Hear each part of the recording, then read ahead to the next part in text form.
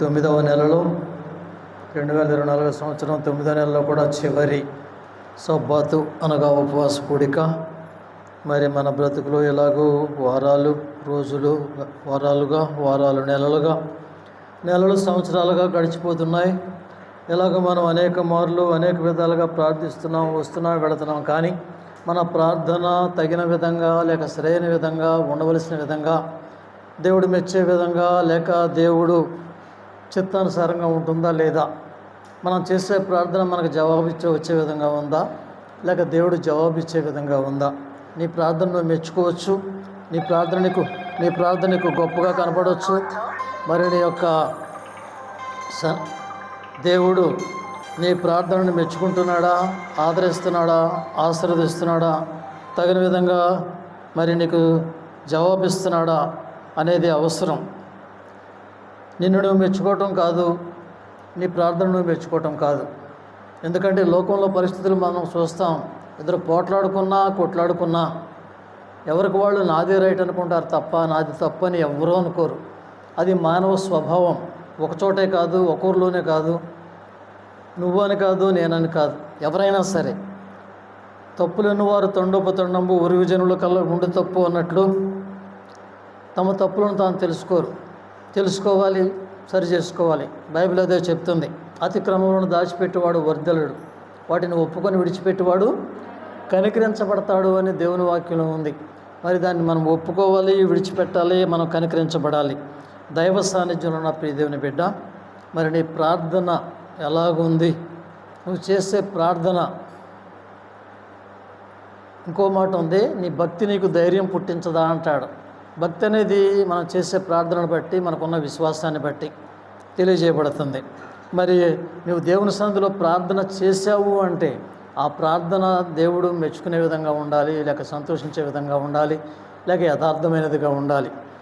మరి అది అవసరం.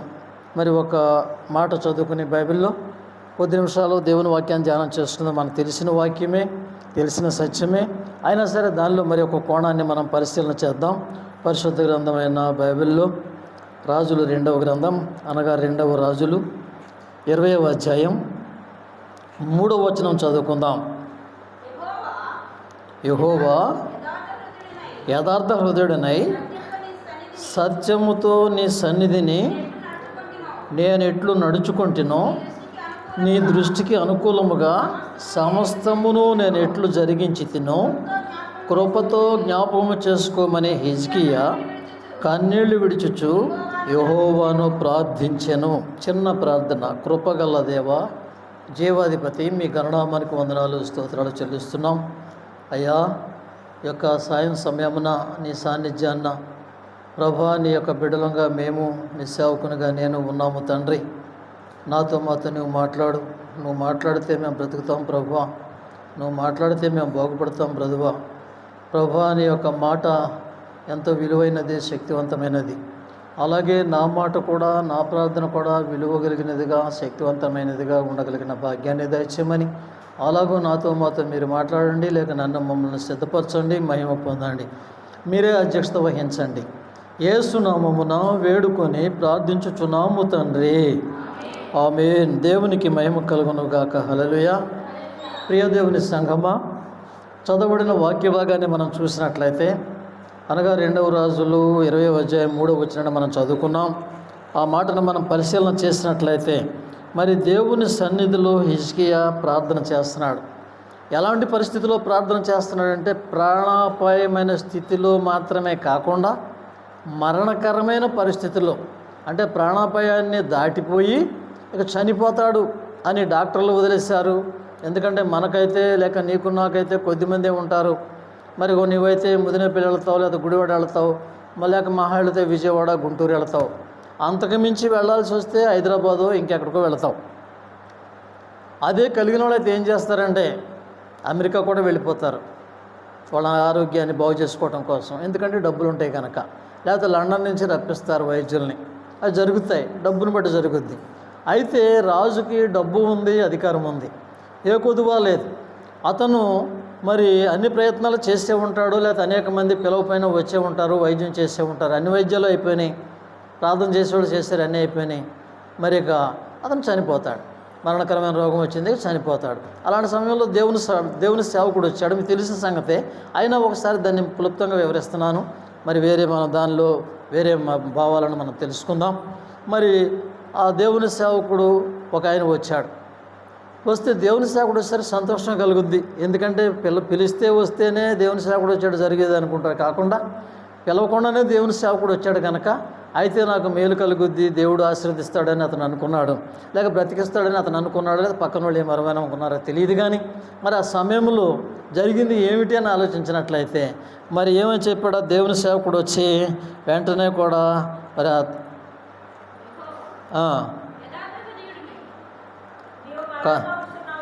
యెషయా అతని వద్దకు వచ్చి, నీవు మరణమవుచున్నావు, బ్రతుకవు గనక నీవు నీ ఇల్లు చక్కబెట్టుకొనమని యెహోవా సెలవిచ్చున్నాడని చెప్పాడు. దేవునికి మహిమ కలుగును గాక. హల్లెలూయా.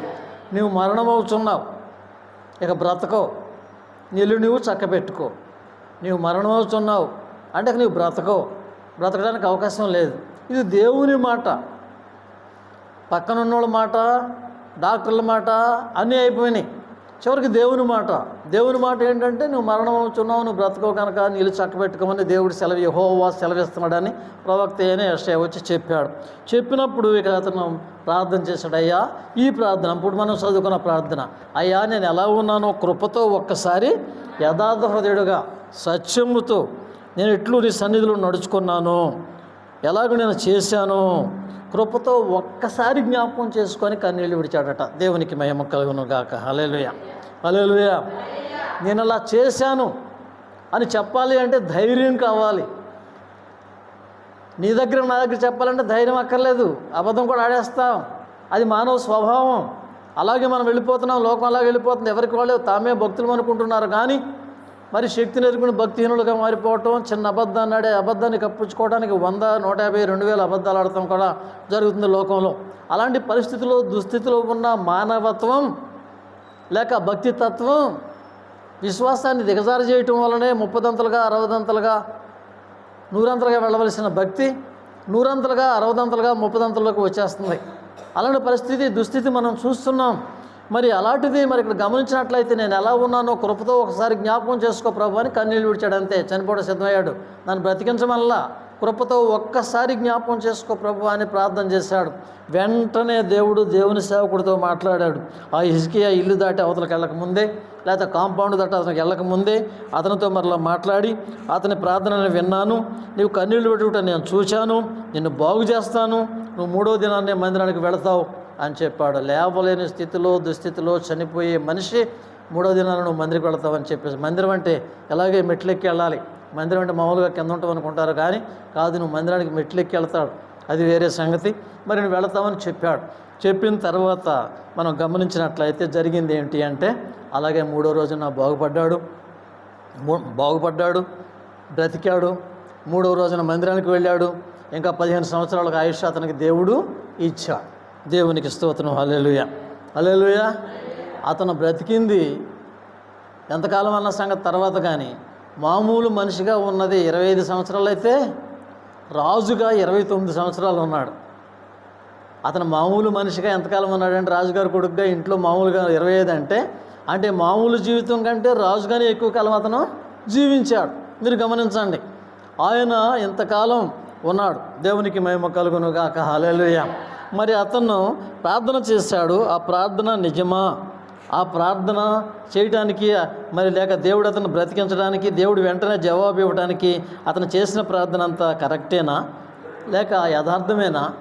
దేవుడు అతనికి జవాబు ఇచ్చాడా? మరి ఇచ్చాడు అంటే వెంటనే ఇచ్చాడంటే కారణం అది అతనిలో ఉన్న గొప్పతనమా ఏమిటి అని ఆలోచించినట్లయితే అతను ఏం చేశాడో ఎలా చేశాడో ఒకసారి మనం బైబిల్లో చూద్దాం. దేవునికి మహిమ కలుగును గాక. హల్లెలూయా, హల్లెలూయా. నేను చెప్పటం కాకుండా, ఎందుకంటే నేను ప్రార్థన చేశాను, నేను భక్తుడినే, నేను భక్తురాలనే, నీకంటే నేను భక్తుడినే అంటే దానేంటి? వారికిలాగా వీరికిలాగా లేనందుకు నీకు స్తోత్రం అన్న భావం అదే. నేను భక్తుడినే అని తన గొప్పతనాన్ని ప్రదర్శించుకుంటారు కొంతమంది. అలా కాకుండా ఇతను చేసింది ఏమిటి, ఎలా ఉంది అనేది మనం ఇక్కడ గమనిద్దాం. దేవునికి మహిమ కలుగును గాక.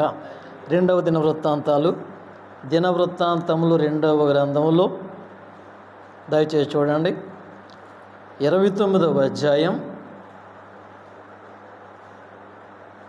మొదటి నుంచి చూద్దాం.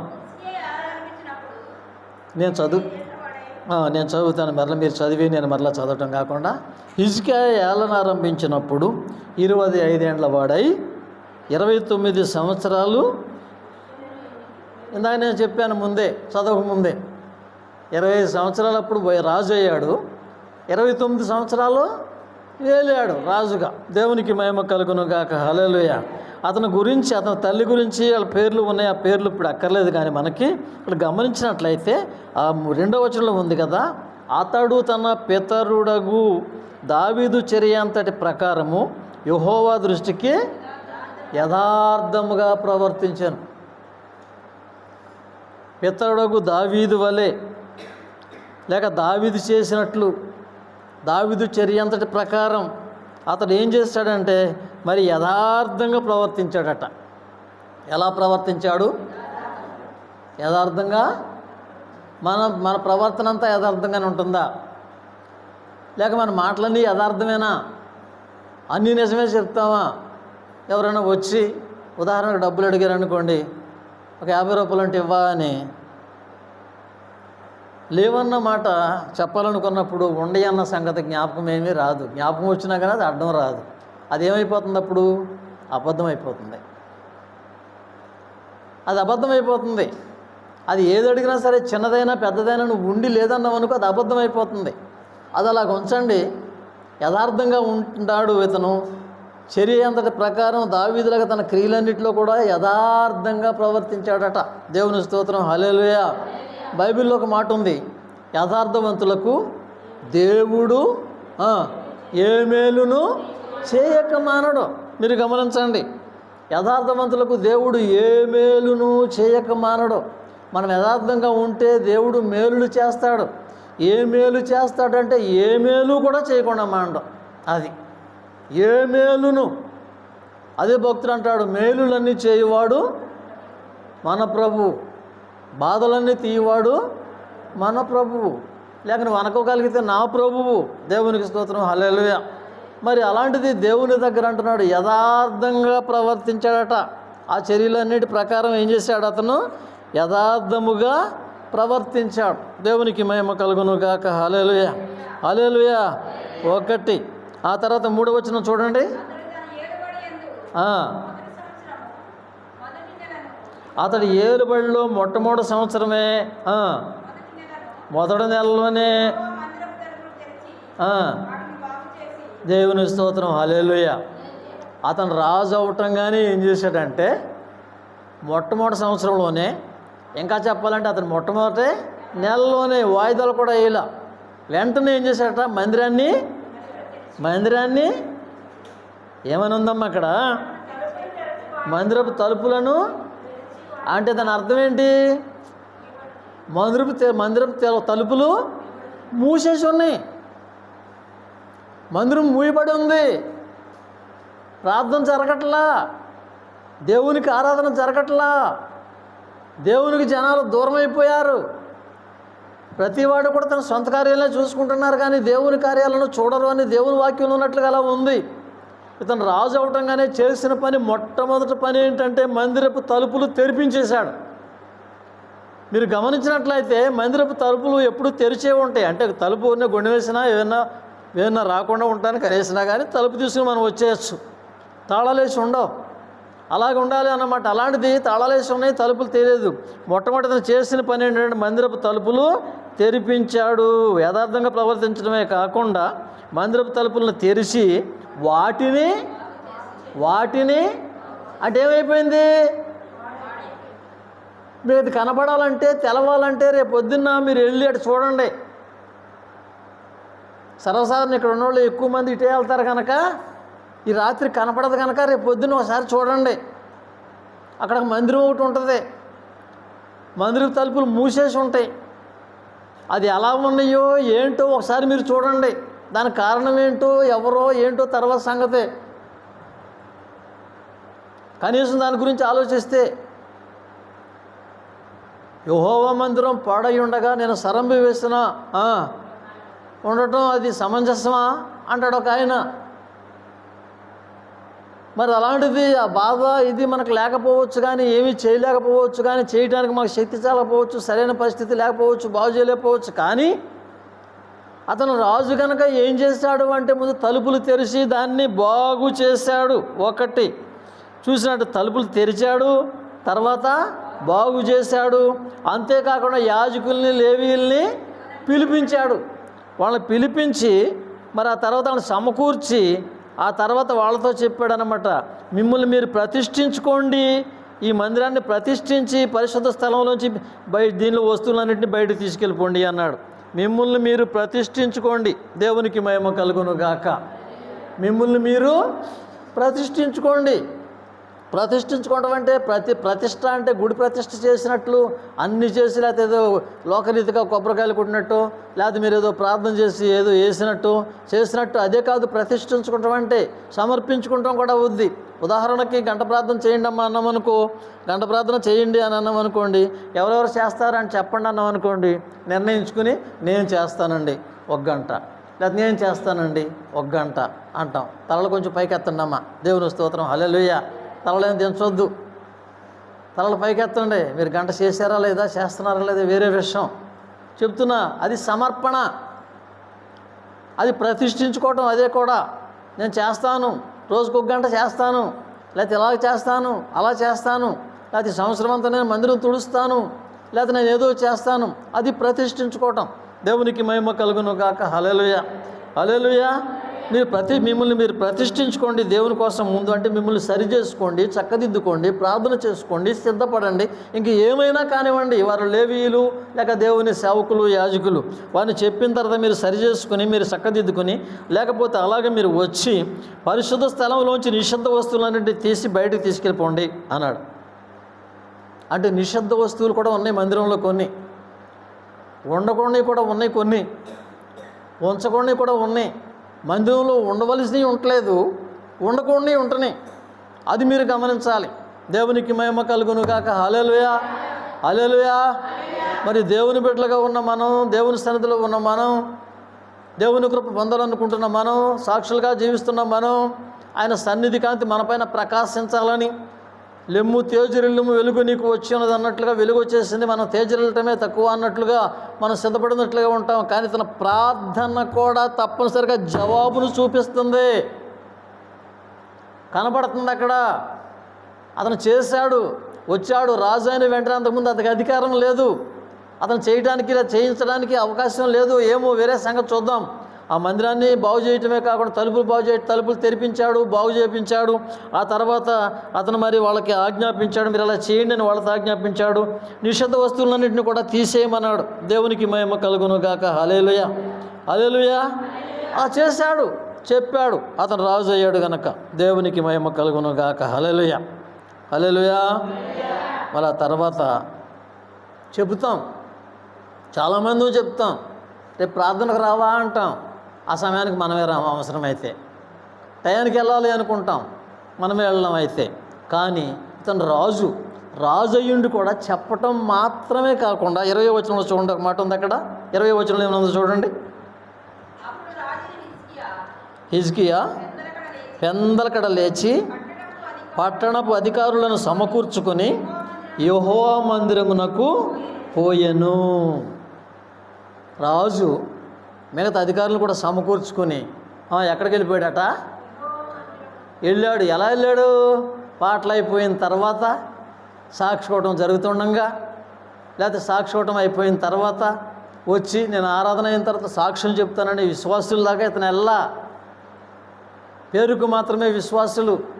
వారి విశ్వాసం ఏ పాటిది అని ఆలోచించినట్లయితే నీ విశ్వాసం వాస్తవంగా ఆవగించంత కూడా లేదు.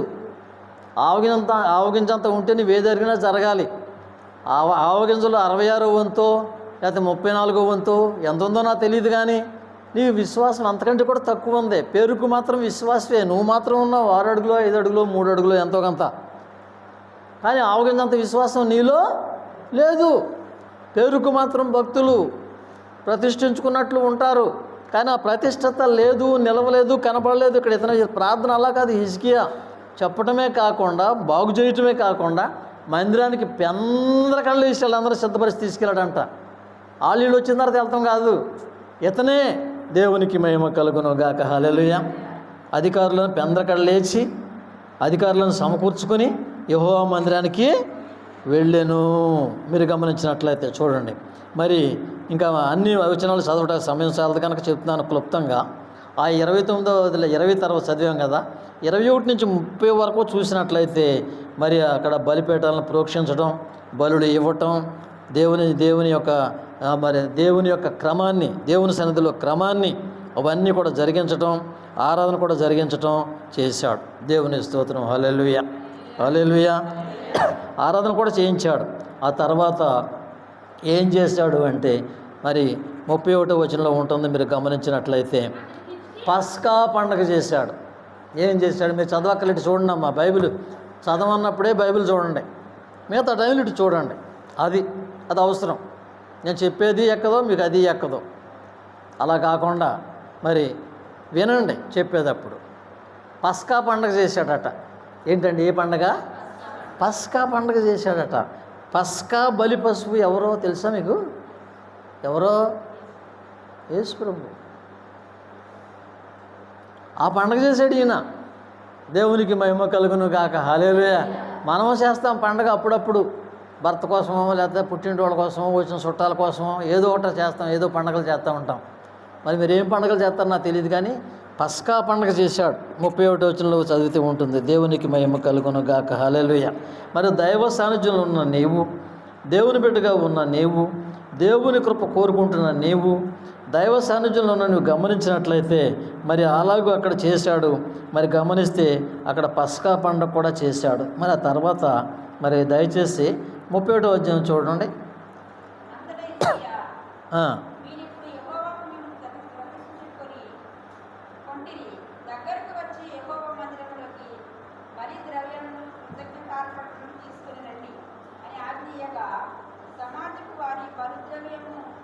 సరే అంతా చదవక్కర్లేదు, కానీ మీరు కానుకలు తీసుకురండి, దానివల్ల మందిరంలో సమృద్ధి ఉంటుంది అన్నాడు. కానుకలు దేనికి తెచ్చేది? ఎవరికో ఇస్తున్నాం, ఎవరికో వేస్తున్నాం, తీసుకుంటాం, ఇది మీకు అనుకోవటం కాదు. మందిరం అట సమృద్ధిగా ఉండాలట. మందిరం పనిచేసే వాళ్ళకి సమృద్ధి ఉండాలి, మందిరానికి వచ్చేవాళ్ళు పోషించబడాలి, సమృద్ధి ఉండాలి. ఏముండాలి మందిరంలో? సమృద్ధి. అది కూడా నీ బాధ్యతే. అది నా బాధ్యత అనుకోవటం కాదు. కానుకలు తెమ్మంటాం, కానుకలు ఇమ్మంటాం. ఇప్పుడు సేవకు లేదని చెప్పినది వేరేగా అర్థం చేసుకుంటారేమో నాకు తెలియదు, కానీ ఈయన చెప్పిన తర్వాత మీరు చదువుకోండి, వివరంగా అధ్యాయం చదువుకుంటే మీకు అర్థమవుతుంది. 2 అధ్యాయాలు చదువుకుంటే మందిరపు సమృద్ధి. దేవునికి మహిమ కలుగును గాక. హల్లెలూయా. మరి గమనించినట్లయితే దానివలన మందిరంలో సమృద్ధిగా ఉంటారు. ఆ తర్వాత 31-21 చదవండి ఒకసారి. 31-21.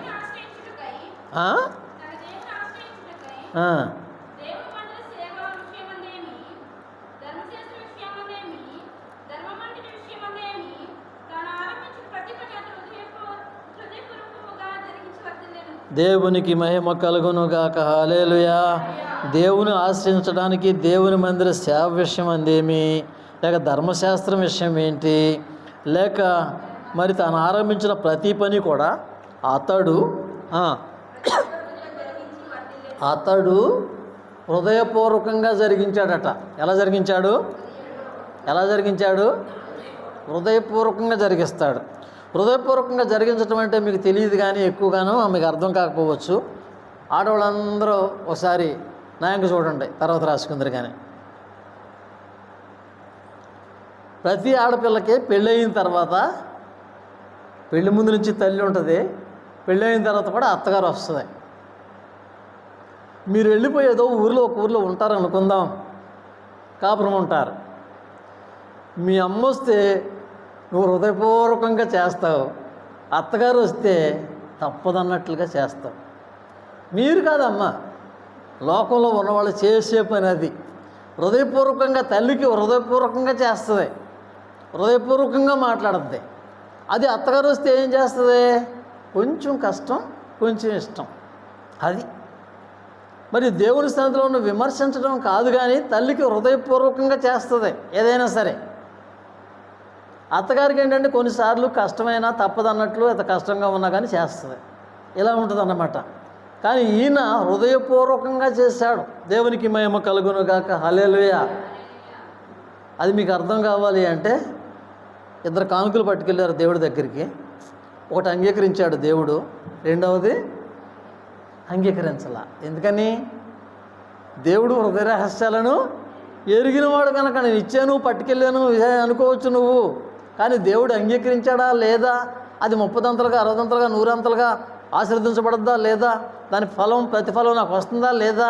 అది నా బిడ్డలకు, బిడ్డలకు, వారి బిడ్డలకు 1000 తరాల వరకు ఆశీర్వాదంగా మారుతుందా లేదా అని మనం ఆలోచించుకోలేం. అంతవరకు మన ఆలోచన వెళ్ళదు. వెళ్ళాం అలవాటుపూర్వకంగా, ఆచారపూర్వకంగా అన్నట్లు. అలా కాకుండా ఇతడు తన చేసిన ప్రతి పని కూడా ఎలా చేశాడు అంటే హృదయపూర్వకంగా చేశాడట. దేవునికి మహిమ కలుగును గాక. హల్లెలూయా, హల్లెలూయా. అంతేకా దానివలన అందుకే హృదయపూర్వకంగా చేశాడు. ఆ తర్వాత దేవుని పని అలా జరిగించడం వలన అతను వర్ధిల్లాడు. ఏమైంది? వర్ధిల్లాడు. రాజు అయినంత వలన అతను వర్ధిల్లలా. అన్నీ కూడా చేయవలసిన విధంగా, లేక చేయగలిగిన దానికంటే ఎక్కువగా మనస్ఫూర్తిగా, దేవుడు మెచ్చాలని చేయలేదు. అతను ఎవరో మెచ్చుకుంటారని చేయలేదు. కొన్నిసార్లు ఎవరి వాళ్ళు మెచ్చుకుంటాక మనం చేస్తాం. వాళ్ళకంటే వీళ్ళు బాగా చేశారు, వీళ్ళకంటే వాళ్ళు బాగా చేశారు అని చెప్పుకోవడానికి ఉంటాయి కొన్ని దినాల్లో, పెళ్ళిళ్ళలో, లేకపోతే పేరెంటాలో, ఇలాంటివి కొన్ని ఉంటాయి కదా లోకంలో. అలాగే లోకాన్ని బట్టి, లోకాన్ని చూసి, వాళ్ళని చూసి వీళ్ళు ఎలాంటి చేస్తే చేస్తారేమో, కానీ అలా కాదు. ఇతను అంతా కూడా మనఃపూర్వకంగా యథార్థంగా చేశాడు కనుక వర్ధిల్లాడు. దేవునికి మహిమ కలుగును గాక. హల్లెలూయా, హల్లెలూయా. మరి ఇంకొకటి, ఇలా చేసినందువల్ల జరిగింది ఏమిటి అని ఆలోచించినట్లయితే మరి తీనక్కర్లేదు కానీ 32వ అధ్యాయంలో ఉంటుంది, 1 నుంచి 23 వరకు చదివితే ఉంటుంది. అక్కడ అతను యుద్ధం చేయకుండానే శత్రువుల మీద జయం పొందాడు. ఏంటండి? యుద్ధము చేయకుండానే శత్రువుల మీద, యుద్ధము చేయకుండానే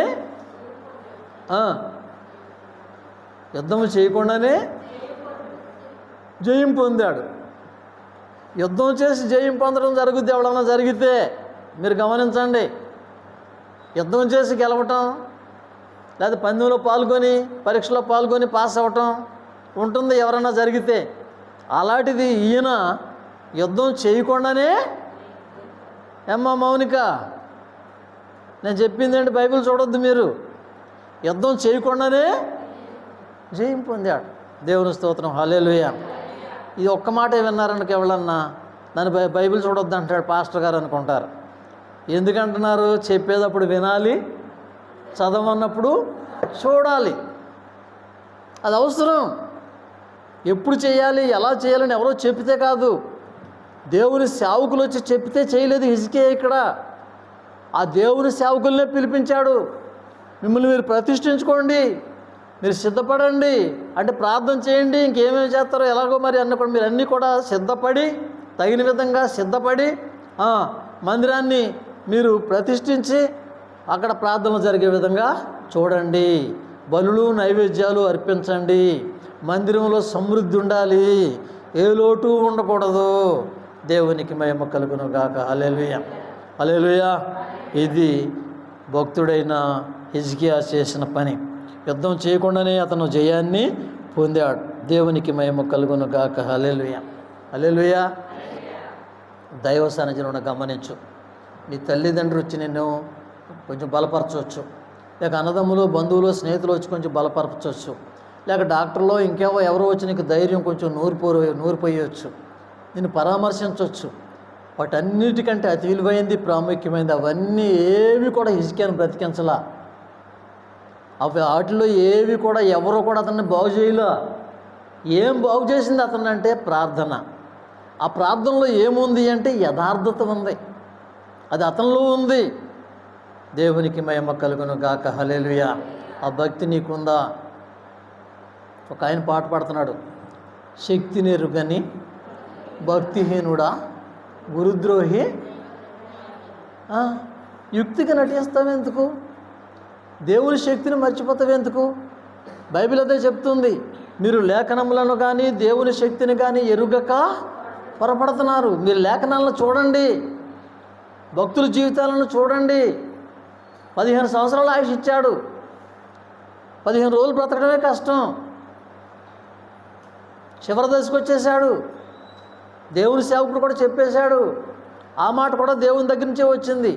దేవుడే తన నిర్ణయాన్ని మార్చుకొని మరలా 15 సంవత్సరాలు ఆయుష్ ఇచ్చేటట్లుగా ఉంది తన జీవితం కానీ, ప్రార్థన కానీ, భక్తి కానీ. దేవునికి మహిమ కలుగును గాక. హల్లెలూయా.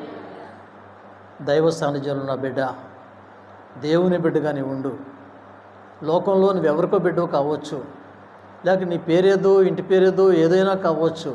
వాటన్నిటికంటే అతి విలువైన ప్రాముఖ్యమైన సంగతి దేవుని బిడ్డగా ఉండటం, యథార్థంగా ఉండటం.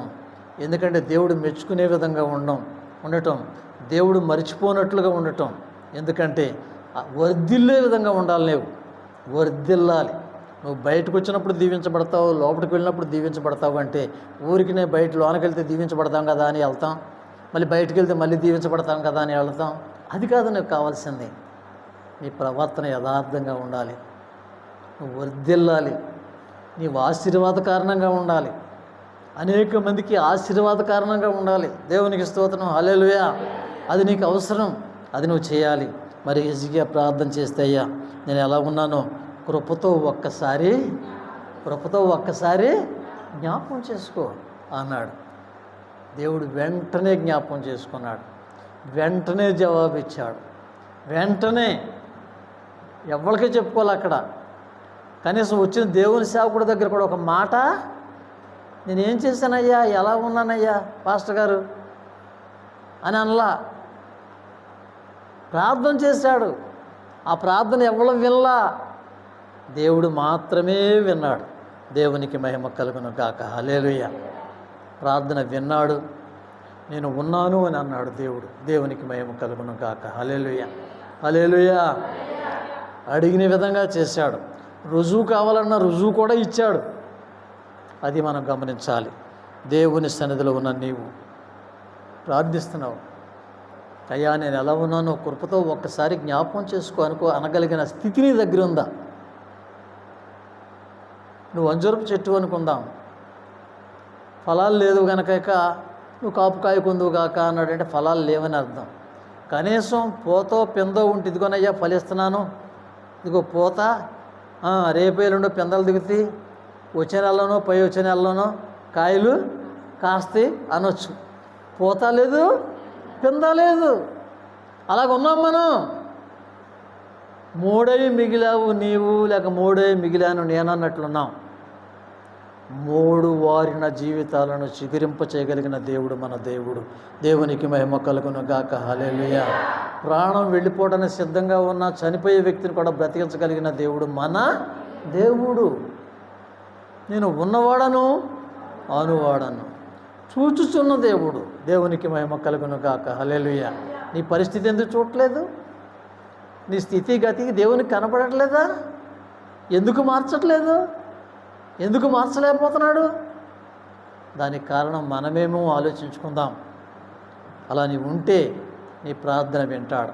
ఎవరో చేయక్కర్లా. అక్కడ యెషయా వచ్చి బాగు చేయలే, వైద్యులు వచ్చి బాగు చేయలే, డబ్బులు కూడా లేవు.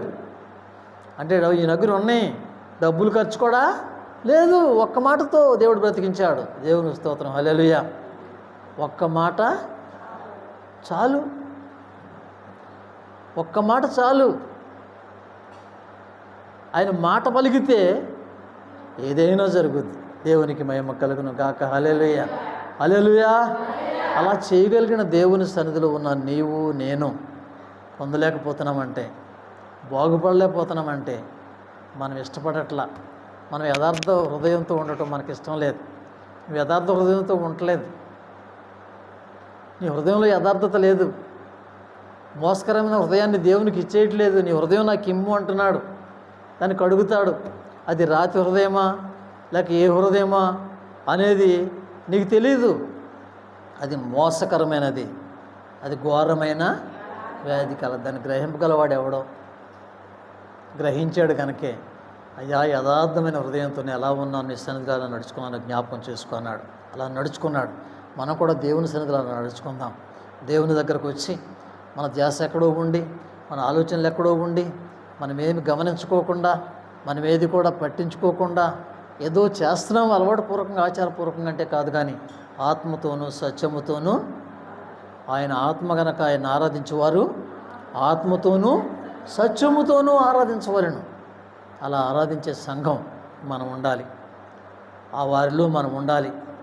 మన యథార్థత దేవుని దగ్గర కనబడాలి. ఆయన ఎదుట కనబడాలి. నువ్వు నిలబడినప్పుడు, ఆయన ఎదుట నువ్వు నిలబడినప్పుడు అది దేవుడికి కనపడి ఆయన మెచ్చే విధంగా, ఆయన కృపలో నువ్వు నిలిచే విధంగా ఉండాలి. నీ ప్రార్థనకు జవాబు వచ్చే విధంగా ఉండాలి. తర్వాత నువ్వు వాయిదేసుకోవాలా, అలక్ష్యం చేయలా, ఎవరైనా పిలుస్తారులే అనుకోవాలా, మైకి పెట్టిన తర్వాత లేదా డ్రమ్ముగా కనపడిన తర్వాత వెళ్దాంలే అని అనుకోవాలా, మనం కూడా వెళదాంలే అనుకోవాలా. మందిరం విషయంలో బాగు చేయటం అలాగే చేయించాడు, సేవకులను అలాగే సిద్ధపరిచాడు తన సేవకుడు కాకపోయినా. అంతేకాకుండా ఆయన మందిరానికి పెందరకడలేసి ఆయన వెళ్ళి కొంతమందిని పిలుచుకుని వెళ్ళాడు దేవుని సన్నిధిలో. అది కనపడుతున్నాయి, అది కనపడుతుంది. నీవు కన్నీళ్లు విడుచుట నేను చూచి తిని, దేవునికి మహిమ కలుగును గాక. హల్లెలూయా. ఆయన కన్నీరు తుడుస్తాడు, కన్నీళ్లు చూస్తాడు, కన్నీరు తుడుస్తాడు, నిన్ను ఆశీర్వదిస్తాడు. అలాగే నీవు ఆశీర్వదించబడినట్లు హిజ్కియా వలె యథార్థ హృదయముతో దేవుని సన్నిధిలో కనబడి సద్భక్తి కలిగిన వారుగా, దేవుని శక్తిని ఎరిగిన వారుగా, దేవుని కృపకు పాత్రులుగా, ఆశీర్వదించబడిన వారుగా, మీరు ఎక్కడికి వెళితే అక్కడ, ఎవరింటికి వెళితే వాళ్ళకి ఆశీర్వదించబడేవారుగా, అంతేకాదు నీ కుటుంబానికి నీవు ఆశీర్వాద కారణంగా ఆశీర్వాద వాహకురాలుగా ఉండాలి. ఆశీర్వాద వాహకం అంటే దేవుని సన్నిధికి వచ్చి నీవు ఆశీర్వాదాన్ని మోసుకెళ్ళాలి. ఆ ఆశీర్వాదాన్ని నీ పిల్లలకు పంచాలి, నీ పిల్లల పిల్లలకు కూడా. ఎందుకంటే దావీదు వంశంలో ఎవరో ఒకడు ఉండకపోవడం. దేవునికి మహిమ కలుగును గాక. హల్లెలూయా.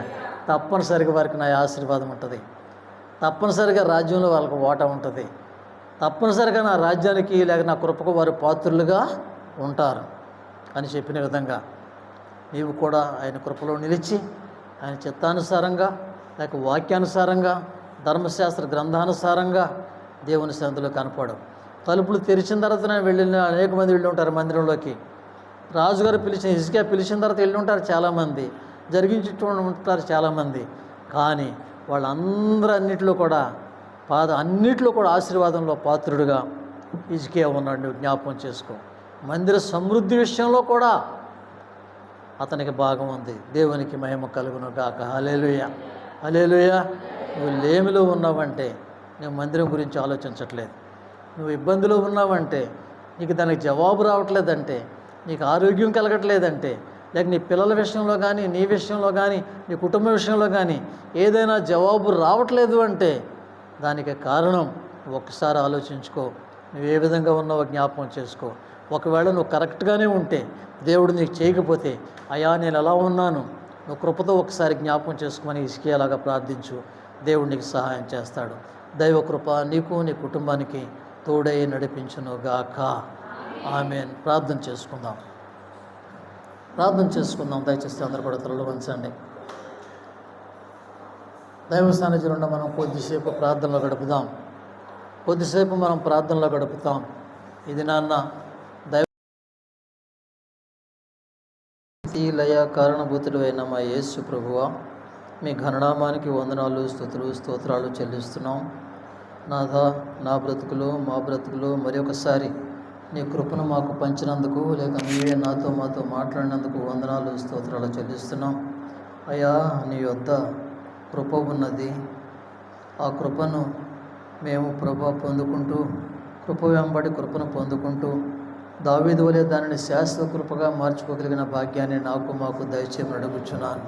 అయ్యా, నీ భక్తుడైన హిజ్కియా దావీదు చర్యలంతటి ప్రకారము లేక ధర్మశాస్త్రం అంతటి ప్రకారము చేసిన రీతిగా నీ మందిరాన్ని బాగు చేసి, అలాగే నీ మందిరానికి అనేక మందిని సమకూర్చి, నీ మందిరంలో సమృద్ధి కూడా ఉండాలని చెప్పి, అలాగే సేవకులను కూడా సిద్ధపరిచి, తనతో పాటు మరికొంతమందిని పెందలకడే లేచి సిద్ధపరిచి మందిరానికి తీసుకెళ్లిన విధానాన్ని బట్టి నీకు స్తోత్రాలు చెల్లిస్తున్నాం. నా బ్రతుకులో మా బ్రతుకులో మేము అలాగ చేయలేకపోతున్నాం ప్రభువా. దయతో మమ్మల్ని క్షమించు. నీ కృపను మాకు తోడుగా ఉంచి మమ్మల్ని ప్రభువా సరైన మార్గంలో నడిపించమని లేక మమ్మల్ని సిద్ధపరచమని వేడుకుంటున్నాం. అయా, నీ నామ మహిమ కొరకు నీ నామ ఘనత కొరకు కట్టబడిన మందిరంలో నుంచి మొరపెడుతున్నాం ప్రభువా. ప్రార్థన ఆలకించువాడా నీకు వందనాలు. పరిశుద్ధుడా నీకు స్తోత్రాలు చెల్లిస్తున్నాం.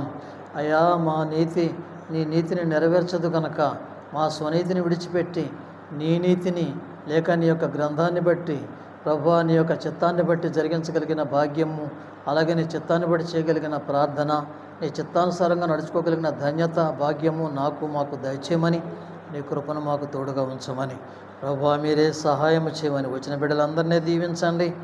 అలాగే ప్రభువా రాలేని వారిని కూడా మీరు జ్ఞాపకం చేసుకోండి. మీరే సహాయం చేయమని ఆదరించమని కృప చూపమని ప్రభువా ఈ రాత్రికాల ప్రార్థన ఆశీర్వాదకరంగా మార్చమని అడుగుచున్నాను.